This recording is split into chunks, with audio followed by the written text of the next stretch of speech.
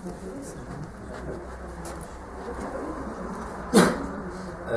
بالله من الشيطان الرجيم.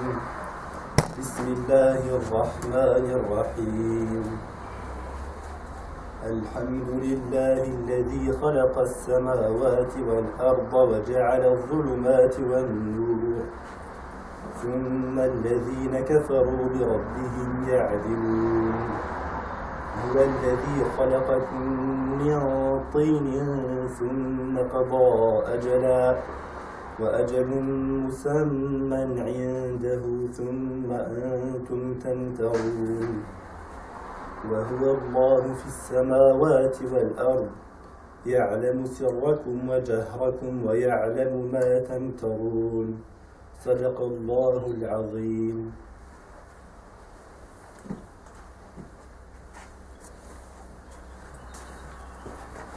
Salam alaikum. On vous souhaite la bienvenue au centre Chatibi pour cette dernière conférence du mois de Ramadan. Nous accueillons notre frère et imam Khaled de Garges qui va nous faire un rappel sur l'après-Ramadan, notamment et notre rapport au Coran pendant le reste de l'année. Je te laisse la parole. بسم الله الرحمن الرحيم. الحمد لله نحمده ونستعينه ونؤمن به ونتوكل عليه ونعوذ بالله من شرور أنفسنا ومن سيئات أعمالنا. من يهديه الله فلا مضل له ومن يضلله فلا هادي له. ونشهد أن لا إله إلا الله وحده لا شريك له ونشهد أن سيدنا وحبيبنا محمدا عبده ورسوله صلى الله عليه وعلى آله وصحبه وسلم تسليما كثيرا كثيرا. Donc ainsi mes chers frères, chers fidèles, mes chers croyants, chères croyantes, je vous remercie pour cette invitation. Je suis heureux d'être parmi vous aujourd'hui. Cette ambiance assez conviviale, on va dire, pour la rencontre. Et alhamdoulilah, ça me fait plaisir de parler de ce sujet important qui est le Saint-Coran, notre relation avec le Saint-Coran après le Ramadan. Donc Inch'Allah, on va d'abord comprendre déjà le Saint-Coran. Qu'est-ce que le Saint-Coran? Quel est le but du Saint-Coran? Pour voir comment doit être nos relations avec le Saint-Coran après justement le mois béni de Ramadan. Et Allah Azza wa Jalla nous dit dans le Saint-Coran: et nous avons fait descendre sur toi le livre comme un exposé explicite de toutes choses, ainsi qu'un guide, une grâce et une bonne annonce aux musulmans. Allah nous dit aussi: et voici un livre, le Coran, et voici un livre béni que nous avons fait descendre, suivez-le donc et soyez pieux afin de recevoir la miséricorde. Allah nous dit aussi: certes ce Coran guide vers ce qu'il y a de plus droit. Certes ce Coran guide vers ce qu'il y a de plus droit. Donc ce Coran, ce livre-là, c'est qu'il y a de plus merveilleux, de plus grandiose, le plus grand miracle même qu'Allah Azza wa Jalla ait donné à l'humanité. Mais ce miracle est tellement fort, tellement puissant et tellement accessible à tous qu'on ne s'en rend pas compte. Il est comparable à l'air que l'on respire, au soleil dont on profite. Donc il est disponible, mais on n'en connaît la valeur que quand il disparaît.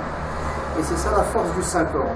Le Saint-Coran est un livre accessible à tous. Il n'a pas besoin d'avoir une intelligence exceptionnelle, ou bien un don exceptionnel, ou il n'a pas besoin d'un folklore spécifique, ou d'un temps spécifique pour avoir une relation avec lui. Il est disponible à tout moment, dans chaque situation, et il s'adresse au monde entier. Il s'adresse à tous. Et quel est son but? Et c'est ce qu'on va essayer de voir ensemble. En fait, le but du Saint-Coran est de nous apporter la guidée.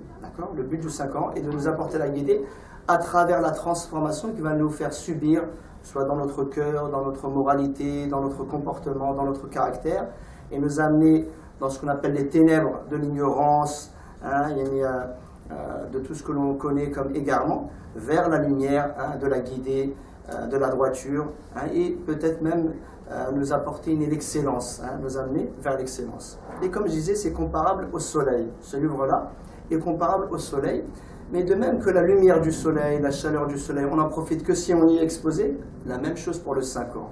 Et c'est là qu'on doit se poser une question. Moi, j'ai lu le Saint-Coran pendant le mois de Ramadan, et même je le lis en dehors du Ramadan, mais je ne sens pas ce changement qu'on vient de citer. Allah nous dit clairement que ce livre nous guide vers le droit chemin. Ce livre est une lumière, ce livre est une clémence. Mais est-ce qu'on le sent vraiment pour nous ou même pour les autres? Allah nous dit dans le Saint-Coran: In huwa illa dhikrun lil alamin. C'est un rappel pour l'univers. C'est un rappel pour l'univers, mais qu'est-ce qu'Allah rajoute? Liman sha'a minkum an yastaqim. Pour ceux qui veulent d'entre vous le droit chemin. Et ainsi, la clé de la réussite, ou la clé qui nous permettra de profiter pleinement du 5 ans, c'est justement de chercher la guidée, de vouloir bien et sincèrement la guidée, croire en ce livre, réfléchir, méditer, car un des buts du 5 ans, avant même sa lecture, parce que beaucoup de gens focalisent, pendant le mois de Ramadan par exemple, cette concurrence qu'on a dans la clôture du 5 ans. Selon la capacité qu'on a à lire, certains essaieront de le clôturer 1 fois, 2 fois, 3 fois, 4 fois, etc. Mais indirectement, ce n'est pas le but recherché du 5 ans. Le 5 ans, il ne demande pas une période spécifique ou limitée pour le clôturer. Non, Allah Azza wa Jalla nous dit dans le 5 ans,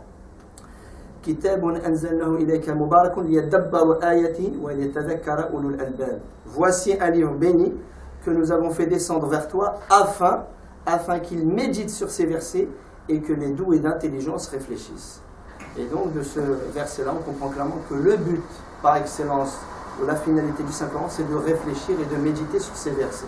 Et pas juste y aller sa lecture en grande quantité, maniannée, on va dire, sans interruption, malgré la récompense et les hasanat que l'on gagne dedans. Et là, c'est un peu, on va dire, une stratégie, peut-être ça peut paraître étonnant, mais du shaitan, du diable, de nous forcer à faire la plus grande lecture du Saint-Coran, la plus grande quantité, en oubliant ce but, le but de réfléchir, de méditer sur ce livre, et surtout quelle relation il a avec nous. Nous, on est censé, pendant le mois de Ramadan, vivre avec le Saint-Coran. C'est lié, le jeûne du Ramadan et le Coran sont liés. Allah nous dit dans le 5 ans, Shahru Ramadan, alladhi unzila fihi al-Qur'an, hudan lin-nas wa bayyinatin min al-huda wal-furqan. Donc le mois de Ramadan est le mois où est descendu le Saint-Coran. Or, dans le mois de Ramadan, comment on vit? On vit dans la soumission, on vit dans l'endurance, on vit dans la patience, c'est-à-dire on vit avec le Saint-Coran, sans même le lire. C'est-à-dire on a les effets du Saint-Coran sans même le lire. C'est-à-dire en fait, la lecture du Saint-Coran qui se fait dans le Ramadan se pratique par le jeûne et toute notre vie doit être comme ça. Et c'est ainsi qu'on trouvera grâce au Saint-Coran l'issue de secours et la solution à tous nos problèmes. Parce que vous voyez aujourd'hui, Inch'Allah, il y a une soif, il y a surtout les gens, on voit, Inch'Allah, surtout les jeunes filles ou bien autres chez la jeunesse musulmane, on a une soif d'apprendre, de comprendre, d'évoluer, de progresser. Mais hélas, des fois on passe à côté des choses essentielles et des choses qui ont le plus d'effet. Et la chose qui a le plus d'effet pour notre guidée, pour notre purification, c'est le Saint-Coran. La première chose à savoir, c'est que le Saint-Coran, il faut y croire. Qu'est-ce que ça veut dire y croire? Pas juste un livre qu'on sait qu'il est descendu du ciel de la part d'Allah, mais croire en sa force et à son miracle. Aujourd'hui, on aimerait bien retrouver par le bâton de Moussa qui a réussi à pourfendre à la mer, à y faire un jour. Imaginez bien, chaque verset du 5 ans est plus puissant et plus grand, Allah, que le bâton de Moussa ou n'importe quel autre miracle. Chaque verset du Coran a une force et une énergie et un effet inimaginable. Et c'est ça l'issue de ce cours aujourd'hui dont on a besoin, retrouver cette relation avec le 5 ans, on pourrait dire vivre avec le 5 ans. Ce dont on a besoin aujourd'hui, avant même cette lecture superficielle, c'est vivre avec le 5 ans. Une fois, Hudayfa ibn al-Yaman a entendu le prophète sallallahu alayhi wa sallam parler des tentations ou du désordre de la fin des temps. On pourrait dire ça pourrait ressembler à ce qu'on a aujourd'hui. Et là, Hudayfa ibn al-Yaman lui a demandé au messager d'Allah, mais quelle est l'issue de secours? Si j'arrive à cette époque, quelle est l'issue de secours? Comment puis-je m'en sortir? Et là, le prophète lui dit, Ta'allam kitab Allah, apprends le livre d'Allah. Mais qu'est-ce qu'il sous-entend par apprends le livre d'Allah? Il lui dit, I'amal bihi, fa huwa al-makhraju min dhalik. Agis, ou mets-le en pratique, voilà la solution. Donc là, on comprend très bien que ce que le prophète sous-entend par notre relation avec le 5 ans, c'est vivre avec le 5 ans, y croire profondément, et lui donner sa vraie valeur, sa vraie grandeur, et sa majesté, savoir qu'il est descendu du ciel pour un seul but, guider l'humanité, et nous guider aussi, et en même temps servir de guider. C'est pour ça on a dit, Allah dit dans le 5 ans à propos du mois de Ramadan, Shahru Ramadan, alladhi unzila fihi al-Qur'an, le mois de Ramadan, le mois où est descendu le 5 ans, hudan lin-nas, une guidée pour les gens. Mais est-ce que nous on le ressent? Est-ce que nous, quand on lit le Saint-Coran, on ressent que c'est une guidée, on sent qu'on évolue, on sent que nos cœurs se purifient? Est-ce qu'on médite? Certains diront la première chose qu'on va se dire, oui mais moi, je ne suis pas compétent en langue arabe, je n'ai pas étudié les sciences religieuses, je viens de commencer dans la religion. Et bien ça c'est l'erreur fatidique. le Saint-Coran, ce qu'il faut bien comprendre, est universel. Il est pour tout le monde. Il n'est pas pour les savants, pour qu'ils nous l'expliquent, parce que Allah ne nous a jamais forcés à comprendre comme les autres. Ce livre est aussi bien pour toi en tant que débutant, même pour le non-musulman. In huwa illa dhikrun lil alamin. C'est un livre pour tous. Parce que Allah Azza wa Jalla, quand il l'a descendu, il savait très bien tout ce qui allait arriver et tout ce qui allait se passer et le monde qui allait exister jusqu'à la fin des temps.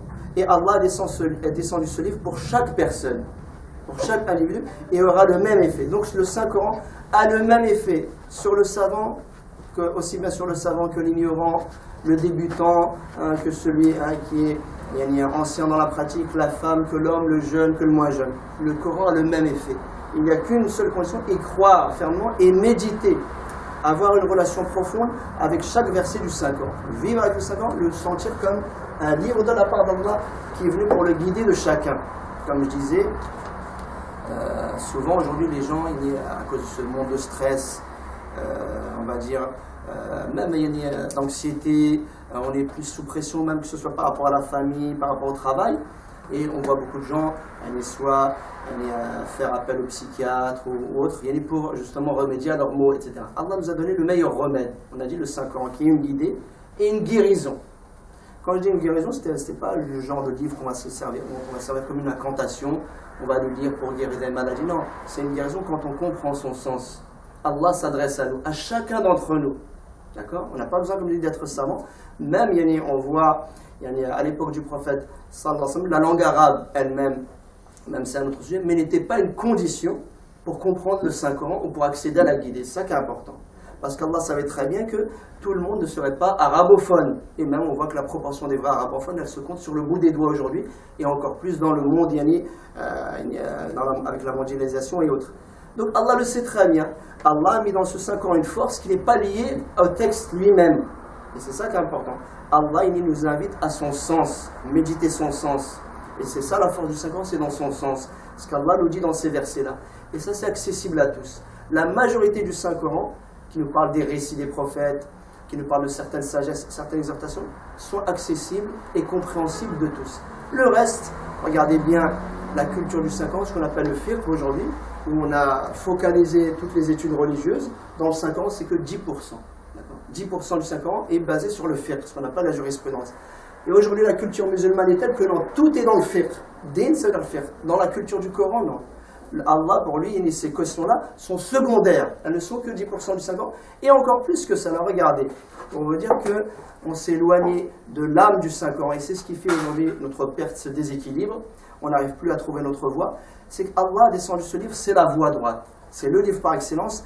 Le prophète lui-même était obligé de le suivre. Et c'est par ce livre-là que le prophète est allé vers l'excellence, vers la perfection. Et il nous a invités à ce livre-là. La sunna est là pour compléter. Mais la base, c'est ce livre-là. Et Allah, dans ce livre, il a mis de l'importance sur certains points, certaines choses. D'autres choses, les a traitées au second plan, etc. Et normalement, ça doit être une nature aussi chez nous. On prend l'exemple de al-wudu, les ablutions. On voit aujourd'hui dans des écoles islamiques et autres, des fois tu peux passer 1 an d'études rien que pour apprendre à faire tes ablutions. Et regardez ce qu'il y a de surprenant dans le Saint-Coran. Allah Azza wa Jalla, il parle des ablutions. Combien de fois a été cité les ablutions dans le Saint-Coran? Dans tout le Saint-Coran. Dans un seul verset. Dans un seul verset, il y a plus de 5 lignes, mais Allah n'a cité les ablutions que dans 2 lignes. D'accord? Voilà, il a clarifié, clôturé, voilà comment vous faites. Qu'est-ce qui se passe aujourd'hui? Quand on n'a pas la culture du Saint-Coran, ce lien, cette relation du Saint-Coran, on a donc agrandi et donné beaucoup d'importance à ce qu'Allah a cité brièvement, et on a laissé au second plan le plus important. Quand Allah nous parle par exemple de sitr, être véridique, quelle est l'importance de la véracité dans le Saint-Coran? Allah nous dit clairement,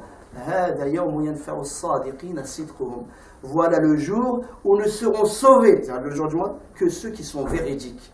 Allah nous dit, ô vous qui croyez, craignez Allah et soyez avec les véridiques. Et Allah, combien de fois nous parle le fait d'être véridique, d'être patient, d'être endurant. Regardez après même les prophètes, comment était leur vie, comment Allah a cité leur vie. Jamais on voit de détails sur leur aspect physique, sur leur tenue vestimentaire. On est même les femmes pieuses. Allah nous parle des qualités qui vont former leur personnalité. Et c'est ce qu'Allah a mis en évidence dans le Saint-Coran. Et c'est ce qui est accessible à tous. Quand on lit le Saint-Coran, c'est ça qu'on doit ressentir. Et c'est ça qui va nous permettre d'accéder à cette transformation, cette purification. Le Coran est meilleur que toutes les conférences du monde entier, toutes les assises du monde entier, tous les instituts du monde entier. Jamais rien ne sera semblable à la force d'un seul verset du Saint-Coran. Même pas le Fatiha. Si seulement on comprenait avec le sens de le Fatiha, toute notre vie changerait. Parce qu'Allah savait très bien que le prophète, alayhi salatu serait là pour un moment limité, une période limitée.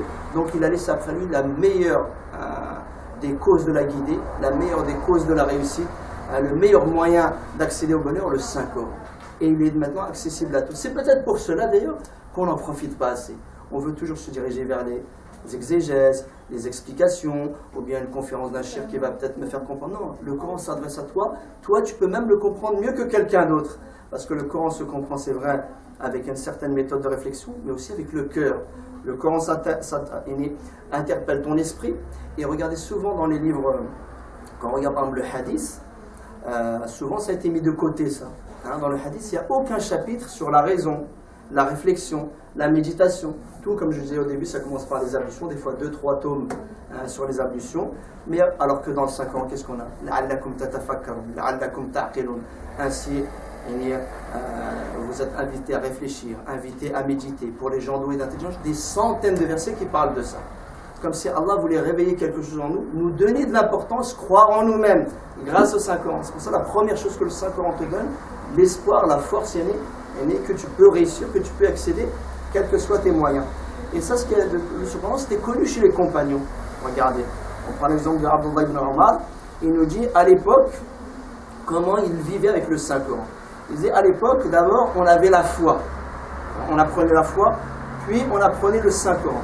Quand descendait une sourate, on apprenait tout son halal, tout son haram, tout ce qu'Allah nous demande, tout ce qu'Allah nous interdit, et là où on doit s'arrêter, où sont nos limites. Il dit, mais est venue une génération, maintenant là c'est venu une génération, où les gens apprennent le Saint-Coran avant d'apprendre la foi. D'accord ? Les gens apprennent le Saint-Coran avant d'apprendre la foi, ils lisent le Saint-Coran de Surat al-Fatiha jusqu'à la fin, jusqu'à la clôture, mais il ne sait pas, à travers cette lecture, qu'est-ce qu'Allah lui demande, qu'est-ce qu'Allah veut de lui, qu'est-ce qu'Allah Azza wa Jalla, vers quoi Allah Azza wa Jalla le dirige. Et donc chaque lettre, chaque verset du Saint-Coran nous interpelle. Quand tu lis le Saint-Coran, tu prends le Saint-Coran et tu lis, sache que chaque verset t'appelle. Et qu'est-ce qu'il dit? Je suis un messager de la part d'Allah. Chaque verset te dit, je suis un messager de la part d'Allah pour que tu me mettes en pratique et que ton cœur se réveille avec mon exhortation. Voilà ce que nous dit Abdullah ibn Omar. Mais là où je veux, la chose que je veux éclaircir, c'est quand Abdullah ibn Omar nous dit, nous avons eu la foi avant d'avoir le Coran. Qu'est-ce qu'il entend par la foi? Ce que je vous ai dit au début, la foi au Saint-Coran, la force du Saint-Coran, la majesté du Saint-Coran. Le Saint-Coran, c'est la base, la réussite dans toute chose. Comment on le sait que le Saint-Coran a agi sur nous ou un effet sur nous? Pas par rapport à ta mémorisation, parce que au début, ce que l'on doit savoir, c'est que les compagnons n'apprenaient pas tous le Saint-Coran par cœur. Et pour eux, au contraire, regardez aujourd'hui, pour vous dire qu'on s'est éloigné de l'âme du Saint-Coran, on a tout le temps, aujourd'hui, cette concurrence, peut-être même effrénée sur l'apprentissage par cœur du Saint-Coran, sans parler de, on va dire, le fait d'être méticuleux sur la récitation, la prononciation. C'est devenu maintenant presque, on va dire, une obligation.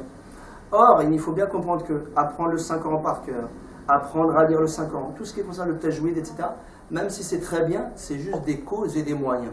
D'accord ?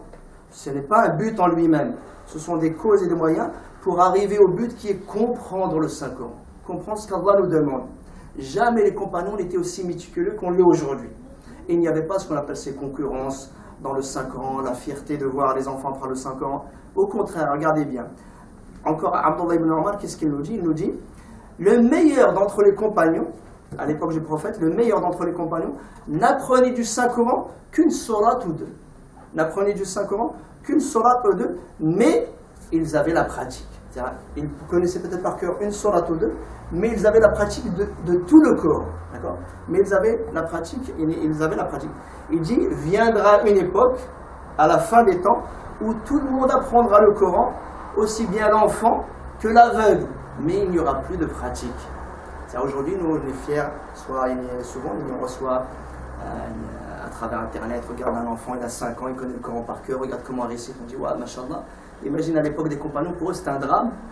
Abu Darda, un homme est venu lui ramener un enfant, il dit, tu sais, lui, il a 5 ans, je crois qu'il devait avoir entre 5 et 8 ans, il dit, il connaît le Coran par cœur. Qu'est-ce qu'il a dit? Abu Darda, il dit, astaghfirullah, il dit qu'Allah me pardonne. Pour lui, c'est un drame. Il a dit, il ne connaît le Coran par cœur que celui qui le comprend. Parce qu'ils voyaient pour eux, la base, tout ça, pour eux, c'était du folklore. La base, c'était, est-ce que le Coran est en toi? Est-ce qu'il a imprégné ton âme? Est-ce qu'il a changé ton attitude? Est-ce que tu vis avec lui?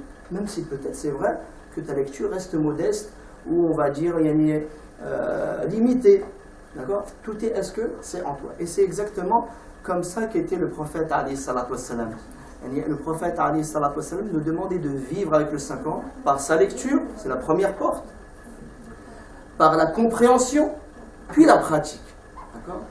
Mais j'insiste, 90% du Coran est compréhensible de tous. Je dis bien de tous. Ça, même du non-musulman. Et souvent, subhanallah, vous remarquerez que les non-musulmans sont plus touchés par le Coran que les musulmans. Pourquoi? Parce que le non-musulman, lui, sa seule référence dans l'islam, c'est justement le Coran. Il ne connaît que le Coran, le livre, comme il aurait, par exemple, un chrétien, il aurait la Bible. Lui, il sait que la référence des musulmans, c'est le Coran. Pour lui, donc, il va aller directement dans le Saint-Coran et s'imprégner de ce livre s'il veut comprendre l'islam. Et on a beaucoup d'exemples de non-musulmans qui sont rentrés dans l'islam grâce au Coran. Même dans mon quartier, dans la mosquée, il y a un jeune homme. C'est en lisant le Coran qu'il est rentré dans l'islam. C'est vrai, on lui parlait d'islam, il a lu le Coran et il a commencé ce salat en lisant le Coran. Tellement il était touché, il a commencé à se prosterner involontairement. Le musulman, qu'est-ce qui se passe? On a entre nous le Coran 1001 voiles. Là, on se dit non, mais pour comprendre le Coran, il faut la langue arabe. Non, pour comprendre le Coran, il y a aussi la sunna. Or, la sunna, elle a été écrite par des hommes. Pour y aller, c'est un effort humain, ça n'a rien à voir avec le Saint-Coran. Même si c'est un appui, ça n'a rien à voir avec le Saint-Coran. Et on voit même la culture de la sunna, ou du hadith, c'est plus du hadith, est loin de la culture du Saint-Coran. C'est pas le même esprit. Parce qu'on va voir, c'est plus pour des raisons politiques, idéologiques que c'est arrivé. Mais il faut à tout prix que la sunna soit en accord avec ce que le Saint-Coran nous dit. Pour quelle raison? Parce que le prophète lui-même réagissait par rapport au Saint-Coran. Pourquoi je dis ça? Parce que souvent, on dit, le livre que l'on suit, c'est le Saint-Coran, mais souvent, on va voir que dans notre vie, elle est dirigée soit on a mis le Saint-Coran de côté, ça c'est Mohamed Razali qui nous dit, il m'a dit, hélas, aujourd'hui, on a mis le Saint-Coran de côté pour se diriger vers la Sunna. Puis on a laissé la Sunna pour se diriger vers les dires des juristes. Puis on a laissé le dire des juristes pour rentrer dans le sectarisme. Et c'est un peu ça. Notre culture, notre vision des choses, c'est la culture populaire. Or, le Saint-Coran est venu combattre ça. Presque est venu te transformer, on va dire, en une sorte de rebelle, de quelqu'un qui est venu et révolutionner tout ça. Et c'est un peu ce que le prophète, à travers ce qu'Allah Azza nous dit à travers le Saint-Coran. Regardez les récits des prophètes. Ibrahim alayhi salam était tout seul face à son peuple, et tous les prophètes comme ça, ils se retrouvaient isolés dans toutes les situations, et le prophète sallallahu alayhi wa sallam lui-même.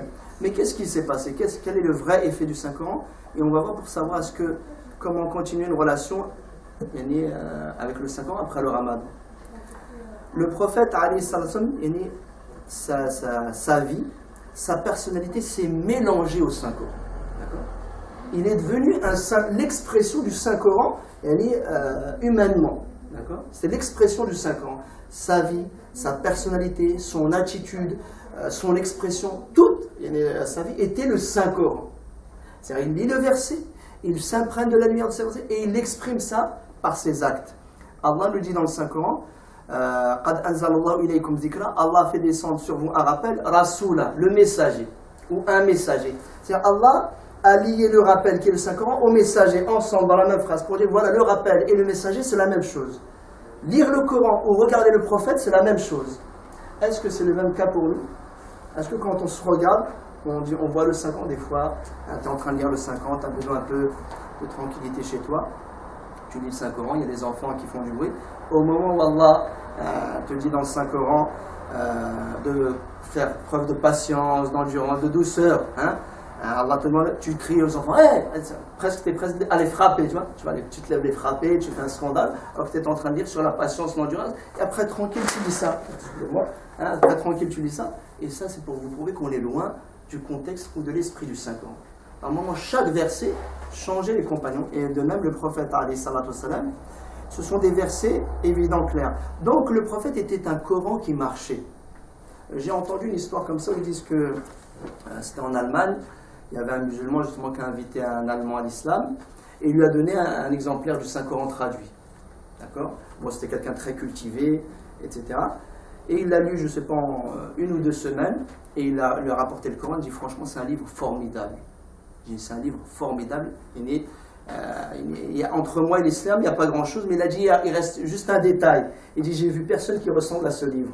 J'ai pas vu chez vous quelqu'un qui ressemble à ce livre. Et effectivement, tout ce que, quand Allah nous parle du croyant, il nous parle des qualités des croyants, Allah veut nous dire par là, voilà ce que tu dois être. Pas ce que ton idéologie te dit, ou bien on va dire ton école de pensée te dit, parce que maintenant on s'est tellement dispersé que l'école de pensée, ou même l'école juridique, va te donner un exemple du musulman, c'est ça. Non, Allah te dit, voilà le croyant c'est qui. Quelle que soit ta façon de voir, de penser, si tu as ça, Allah t'accepte. Et souvent c'est lié à quoi? Quand Allah parle du croyant, il dit voilà le croyant qui médite dans la prière, qui est loin des futilités, qui donne l'aumône, qui se préserve son sexe, qui respecte ses engagements, qui tient sa parole. Allah, voilà de quoi il nous parle. Tu vois, des qualités humaines, on va dire presque des qualités universelles. Parce qu'en fait, c'est un livre universel. Et c'est là où on comprend, et c'est ce que nous disait Ummuna Aïcha, quand on lui a demandé à propos du Saint-Prophète, comment était le Saint-Prophète, elle dit qu'un son comportement était le Saint-Coran. Et c'est important, c'est ça qu'on doit avoir à l'esprit. C'est pour cette raison qu'Allah a voulu qu'il y ait une relation pendant le mois de Ramadan entre le jeûne, qui est une soumission totale, une abstinence, une épreuve qui nous permet d'être victorieux tous les jours, et ce qu'on appelle le tarawih du soir, même si ce n'est pas imposé, mais il y a une relation importante avec le Saint-Coran pendant le Ramadan, que tu participes au tarawih ou pas, pour nous dire voilà, ce Saint-Coran tu dois le vivre. D'accord ? Allah ne l'a pas posé dans d'autres, même dans le Hajj. Dans le Hajj, il n'y a pas besoin d'avoir une telle relation avec le Saint-Coran ou autre, même si ça demande l'endurance, mais pendant le Ramadan, si. Pourquoi ? Parce qu'il y a un autre hadith qui l'explique. Le prophète nous dit dans un hadith à propos du Ramadan, quand quelqu'un d'entre vous jeûne et qu'on l'agresse, qu'on le provoque, qu'on cherche la bagarre, qu'il réponde je suis en état de jeûne. C'est en fait tu es en train de vivre le Saint-Coran. Il y a un état d'âme, une force intérieure, une énergie telle que tu ne subis plus les attaques des autres. Tu es en relation avec Allah. Et c'est exactement ça, le Coran est un pont entre toi et Allah Azzawajal. Et c'est ce qu'on doit avoir pendant le mois de Ramadan. Et pour quelle raison, souvent, après le Ramadan, on perd cette énergie? Parce que, excusez-moi, on n'a pas la bonne relation pendant le Ramadan déjà. Notre relation avec le Coran est à revoir. Parce qu'on a cet esprit, cette culture générale de lire beaucoup, apprendre le tajwid, apprendre la lecture. C'est bien, mais on a oublié l'essentiel, revivre avec le Saint-Coran. Contempler chaque verset comme on contemple un miracle de la nature. Quand Inch'Allah, j'espère que vous alliez en vacances ou quoi que ce soit, on voit la beauté des montagnes, la beauté du ciel, mais c'est rien comparé à la beauté des versets du Saint-Coran. C'est quelque chose d'inimaginable. D'ailleurs même, Mohammed Al-Ghazali rahmatullah, il nous disait l'étude du Saint-Coran, c'était un des grands penseurs et réformateurs de ce siècle, disait l'étude du Saint-Coran m'a fait ressentir la grandeur, la magnificence d'Allah Azzawajal que je n'ai ressenti dans aucun autre livre. Et je crois que c'était une encyclopédie. Ce cheikh-là, c'était une encyclopédie. Il a lu tous les livres du monde, dans tous les domaines. Il dit donc j'ai ressenti la magnificence et la grandeur d'Allah que je n'ai ressenti dans aucun autre livre. J'ai ressenti que ce livre qui est entre mes mains guide l'humanité vers Allah. Guide l'humanité vers Allah pour qu'il soit en relation avec lui, qu'il se dirige vers lui et qu'il se prépare à sa rencontre. Vous voyez ? Pourquoi ? Parce que si on va prendre maintenant un livre religieux, quel que soit celui qui l'a écrit, donc il y aura son esprit dedans dans ce livre-là. Peut-être qu'il va te donner l'aspect philosophique de l'islam, l'aspect juridique de l'islam, l'aspect peut-être, je ne sais pas. Il y en a d'autres qui vont plus focaliser sur la spiritualité. Ce livre-là, d'Allah, il y a tout dedans. Il arrive, ce livre tellement il est merveilleux, il arrive à t'expliquer des règles juridiques et à te donner une notion de spiritualité dedans. Regarde, quand tu vois, Allah te parle de règles, que ce soit même les règles du mariage ou du divorce. Allah parle dedans après la sagesse d'Allah, la clémence d'Allah. Toujours il y a ces versets à la fin. Inna Allah ghafur rahim. On prend même l'exemple du mariage. Si on va célébrer un mariage, une fêta, et qu'il y a donc l'imam qui va célébrer cette fête, ce sera toujours une technique. Où sont les témoins, où est la mariée, la dot, etc. Quand Allah nous parle du mariage, on va dire Allah maintenant nous parle du mariage dans le 5 ans. Regarde, Allah nous dit wa min ayatihi, et parmi ces signes, an khalaqa lakum min anfusikum, qu'il a créé de vous-même azwaja, des époux, bien des épouses. Oui, mais un second, litaskunu ilayha, pour que vous y trouviez la sérénité. Wa ja'ala bainakum mawaddatan wa rahma, il a mis entre vous l'affection, la tendresse et la clémence. Et Allah nous dit inna fi dhalika la ayatin liqaumin yatafakkarun, il y a là des signes pour les gens qui réfléchissent. Regardez comment Allah nous ramène le mariage, la façon magique ou grandiose de nous ramener le mariage. Combien de gens vont lire ce verset, vont être contents d'avoir gagné 10 hasanat pour chaque lettre, et essayer de gagner même de hasanat, et ça peut paraître étonnant, mais c'est une ruse du diable. Le fait de passer sur le plus important, le cœur, la méditation. Qu'est-ce que je veux dire par là? C'est pas de ne pas lire le Coran du tout, mais de voir que l'objectif, le but par excellence, c'est la méditation, quel que soit le temps que ça te mettra. On a besoin de revenir à cette relation de spiritualité, de repos avec le Saint-Coran, se réconcilier avec le Saint-Coran, car notre relation avec le Saint-Coran est déjà faussée. C'est pour ça qu'après le Ramadan, souvent, on n'a plus la même force, parce qu'on ne s'est pas délecté du Saint-Coran. On ne connaît pas la valeur du Saint-Coran. On est prêt, même si on te propose, viens, tu viens, il y a Sheikh un tel, il vient de je ne sais pas tel pays, il va faire un dars, ou bien un temps, tu vas prendre un temps pour le Saint-Coran, c'est clair, il n'y a pas photo, tout le monde va préférer aller à cette conférence, et encore, la conférence c'est à la fois, ça peut être une autre activité.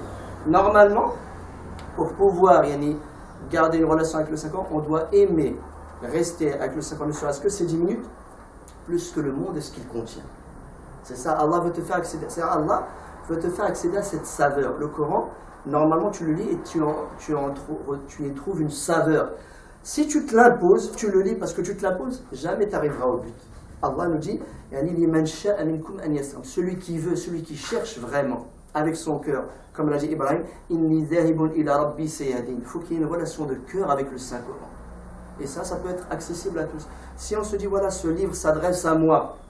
Pourquoi? Parce que nous, on a une notion, on dirait, on est des étrangers vis-à-vis du Coran. Non, ce Saint-Coran, moi je ne connais pas l'arabe, comment? C'est pas pour moi.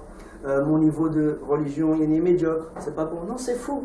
Tu peux être toi, même avec ton niveau, même ton incompétence, plus aimé chez Allah que le monde et ce qu'il contient. Et tu ne le sais pas. Et le prophète l'a bien dit, quand on a vu quelqu'un passer devant lui, le prophète a demandé aux compagnons que pensez-vous de ces hommes. Ils disaient, ouais, Miskin, c'est un pauvre type. Miskin, s'il parle, personne n'écoute. S'il veut se marier, il n'a pas beaucoup de chance. Son témoignage n'est pas accepté. Le prophète n'a rien dit. Puis on voit un autre homme passer. Et le prophète demandait lui, qu'est-ce que vous en pensez? Ah, lui, s'il parle, tout le monde écoute, son témoignage, etc. Moi, vous connaissez, le prophète a dit, les compagnons ont dit, oui, lui, s'il se marie aussi, il n'aura pas de difficulté. Et pourtant, le prophète a dit, pourtant, le premier est meilleur que toute la terre de cet homme-là. Donc, nous, on ne le sait pas, mais Allah nous le dévoile. À travers ce Coran, Allah te dévoile.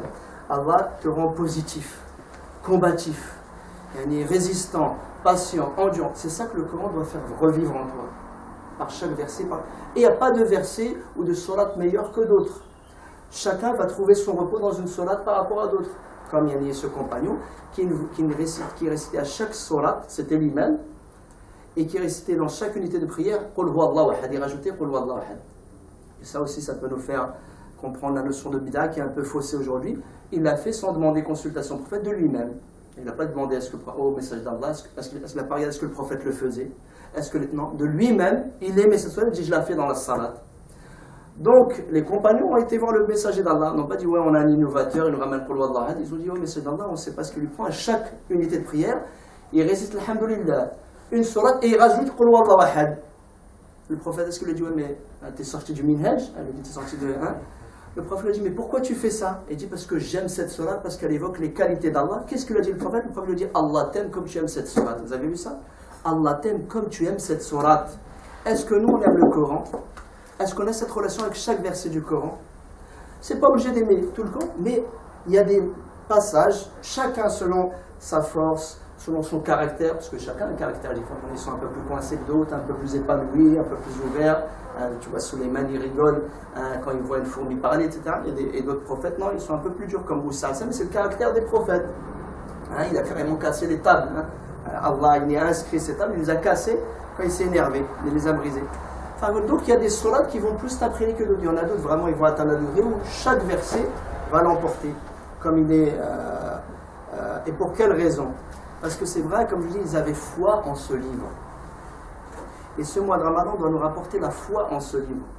C'est pour ça, en vérité, nous, on voit qu'il y a cette concurrence dans clôturer le Saint-Coran. Maintenant, les tarawih, ça devient presque le parcours du combattant. On va jusqu'à 1h minuit. Et la majorité ne comprennent même pas ce qu'ils écoutent. Et donc, on se l'impose dans Salat. On se l'impose dans la clôture. Non, il faut que tu le clôtures en un mois. On se l'impose dans la lecture. Non, tu ne lis pas bien. Il faut que tu recommences. C'est devenu un calvaire. Non, le prophète n'enseignait pas comme ça. D'ailleurs, même à l'époque de Abdullah ibn Mas'ud, il y avait un homme qui avait des difficultés à lire le Saint-Coran. C'était un non-arabe. Il y en avait beaucoup à l'époque. Et les gens lui ont dit, voilà, avant d'apprendre le Saint-Coran, apprends et à bien prononcer la langue arabe. Et bien Abdullah ibn Mas'ud lui a dit, ne les écoute pas. Si tu veux lire le Coran, lis-le. D'accord ? Ne délaisse jamais le Saint-Coran. Imprègne-toi du Saint-Coran. Et ça, tu le feras petit à petit. Et la preuve, le Négus d'Abyssinie était un non-arabe, et pourtant il a été transformé grâce au Saint-Coran. Il est rentré dans l'islam grâce au Saint-Coran alors qu'il ne comprenait pas la langue arabe. On lui a traduit. Et ça prouve que le Saint-Coran peut avoir des effets, même si on est loin des sciences aujourd'hui qu'on a sacralisées. Vous voulez dire des savants qu'on a sacralisé. Et je disais, comment les compagnons voyaient le Saint-Coran. On a par exemple Abdullah ibn Amr ibn al-As qui nous dit, écoutez bien, il dit, si un homme dépensait son argent fi sabilillah, dinar par dinar, dirham par dirham, et en plus qu'il allait combattre fi sabilillah, combattre les ennemis, et qu'il soit accepté d'Allah. Donc imaginez le top, quoi.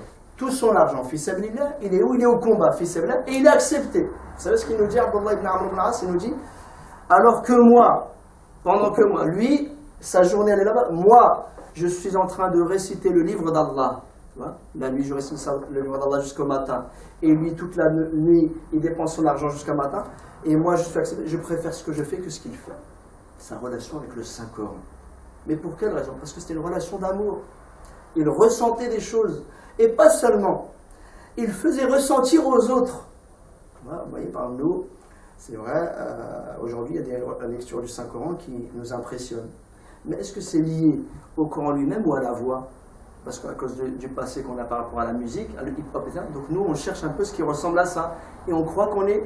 Mais écoutez bien, tout, il y a cette concentration qu'on a grâce à la voix, grâce à la mélodie, c'est faux. C'est pas ce qu'Allah nous demande. On croit que c'est la méditation du Coran, pas du tout. Tant que tu ne l'as pas compris, c'est juste une sensation. Allah te demande cette sensation, et ce qui va te faire changer par rapport au sens. Par rapport au sens. La voix, la mélodie est un outil qui aide. Mais pas seulement. La preuve, au temps du prophète, est-ce que tous ceux qui écoutaient le Saint-Coran étaient guidés? Non. Mais celui qui cherchait la guider, comme Jubair ibn Mut'im, qui a été recherché juste des prisonniers de guerre à Médine, il a été recherché des prisonniers de guerre, et il est tombé à l'heure de Salat. Je crois que c'était Salat al-Maghrib. Quand il est tombé à l'heure de Salat, il a entendu le prophète réciter Surat At-Tur, Surat At-Tur. Donc lui, il n'a jamais écouté le Saint-Coran. C'est ça la foi, il n'y a pas de voile entre lui et le Saint-Coran. Il ne va pas se dire, ouais, mais est-ce que ce verset il a été abrogé ou pas abrogé, il est descendu quand? Non. Lui, il entend le Saint-Coran. Il a dit, regardez bien, il a dit, quand j'ai entendu le prophète réciter le Saint-Coran, donc c'est vrai, il y a la voix, mais lui, il a écouté le sens. Il dit, mon cœur a été transporté au 7e ciel, ou il a été transporté au ciel, et il est retombé. Donc son cœur s'est transporté, ou s'est envolé, son âme s'est envolée avec le Saint-Coran. Non, mais la force de lecture du Saint-Prophète. Mais pourquoi? Parce que le prophète, comme il aime le Saint-Coran, il vit avec le Saint-Coran, donc c'est normal, ça a des effets sur les autres. Et ça va plus loin. Comme je dis, ça peut avoir même des effets sur pas seulement le genre humain, même les animaux, ou bien même les minéraux, je ne sais pas, peut-être j'exagère ou là, mais à la Kulhal, c'est arrivé aussi avec un compagnon. Un compagnon lisait Surat Al-Kahf, Surat la caverne, et pendant qu'il lisait Surat la caverne, son cheval il est commencé justement, on va dire, à paniquer. le cheval qui était attaché commençait à paniquer, il était en panique. Alors il a arrêté de lire. Quand il recommençait sa lecture, qu'est-ce qui se passe à ce moment-là? C'est un hadith authentique. Il voyait des sortes de lanternes, parce que c'était pendant la nuit, il voit des lanternes qui tournent autour de lui, des lumières, voilà, comme des lumières qui tournent autour de lui. Quand il arrête de lire, ça disparaît. Il continue et ça continue. Donc il voit des choses magiques, hein, comme, fantastiques on pourrait dire. Et là, donc il s'arrête, parce que lui il est pris de panique, il ne comprend pas ce qui se passe. Mais il ne sait pas que c'est sa relation avec le Coran, elle est tellement forte qu'elle va agir sur le cosmos, sur ce qu'il y a autour de lui. Nous, ça agit, par contre, par le sommeil. Tu vois, dès que tu lis, le meilleur somnifère, ceux qui n'arrivent pas à dormir, t'écoutes le Coran. Parce que le premier piège de Shaitan pour que tu n'accèdes pas au Coran, c'est de faire dormir. C'est pour ça, même que ce soit, même si là, peut-être c'est à cause de notre suhoor, ils n'ont pas pris un suhoor assez consistant, c'est un peu dur de tenir. Je vois chez certains jeunes, ils sont en forme, ils ont dû prendre du Red Bull ce matin. Shaitan, il utilise ce moyen. Souvent, c'est très rare qu'on arrive à compléter une lecture ou d'aller jusqu'au bout d'un but qu'on a, parce que Shaitan utilise cette arme, soit va nous occuper, soit va nous faire dormir. Lui, c'était le contraire. Mais il a eu peur, il était voir le prophète alayhi salatu wassalam, il lui a raconté ça. Il dit voilà ce qui s'est passé, comme quand je lisais le Coran, voilà ce que j'ai ressenti, voilà ce qui s'est passé. Donc même le cheval a ressenti ça, et il a vu ces lumières.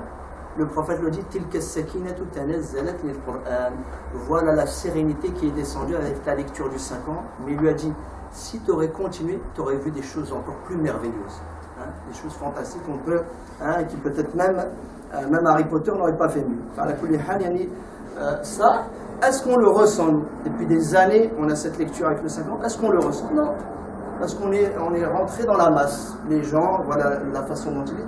En fait, nous, depuis de génération en génération, après l'époque des compagnons, il y a une sorte de fossé entre nous et le 5 ans. On a repris le 5 ans, mais juste de l'aspect superficiel. Et c'est ce qui fait qu'après le ramadan, on a du mal à revenir au 5 ans. Normalement, le 5 ans, on doit y trouver une telle saveur, un tel goût qu'on ne peut pas s'en passer. Et même le prophète, alayhi salatu wassalam, souvent il était pourtant avec son épouse. Tu vois, nous, ce beau moment de tranquillité dans ton lit, bien au chaud. Le prophète demandait la permission, est-ce que tu peux me laisser lire le Saint-Coran? Et il pouvait lire le même verset toute la nuit. Hein, il pouvait lire le même verset toute la nuit, le répéter. Pour quelle raison? Il ne se forçait pas, parce qu'il se délectait. Hein, il ne se sentait même pas que ses pieds allaient se flageller ou quoi que ce soit. Et nous, hélas, on n'a pas plus cette relation. Parce que déjà, on ne croit plus en la force du 5 ans. On a oublié que c'est un livre qui s'adresse à nous. Allah ne regarde même pas ton aspect quand tu lis ce livre-là, ou bien même, quel que soit, comme je dis, même ton idéologie, même peut-être même que tu sois même pas musulman. Ce livre est un livre universel. Il est la propriété de personne. Aucun savant au monde n'a le droit de te dire non, tu n'as pas le droit de le lire ou de le comprendre sans ma permission. C'est faux, ça. Même un non-musulman a le droit d'y accéder, parce que c'est un livre pour l'humanité. Une guidée pour l'humanité. Et c'est vrai que le prophète ou les compagnons sont arrivés à ce degré de lecture, et c'est ce dont on a besoin pour continuer notre relation après le Saint-Coran, de comprendre qu'il n'y a rien de comparable à ce livre. Rien de comparable à chaque verset. Même, pourtant il a l'air comme ça accessible, maintenant même sur le téléphone et tout, mais c'est ça le miracle du 5 ans. Ce sont des paroles arabes que les Arabes connaissaient, mais Allah Azza wa Jalla a mis ce miracle justement dans la formation de ces mots, de ces phrases, de ces versets, qui sont accessibles à tous, qui ont l'air ordinaires, mais qui peuvent faire subir un changement dans notre comportement, dans notre attitude. Et en quelque sorte, comme nous étions dans le Ramadan, même sans une lecture accessible du Saint-Coran, dans une certaine, on va dire, dans un certain repos de l'âme, après le Ramadan, si tu es comme ça, alors tu as toujours une relation avec le Saint-Coran, même si tu ne lis pas autant le Saint-Coran. Cette relation avec le Saint-Coran, ça doit être une relation d'amour. Si après le Ramadan, tu as compris cette relation d'amour avec le Saint-Coran, et que c'est un besoin vital, dès que je ne me sens pas bien, je ne sais pas si on peut dire ça, j'ai un peu le cafard, le charja, tiens, c'est vrai, tu peux aller aussi voir les gens, mais la meilleure chose, c'est d'aller voir le Coran. Allah te parle à toi. Parce que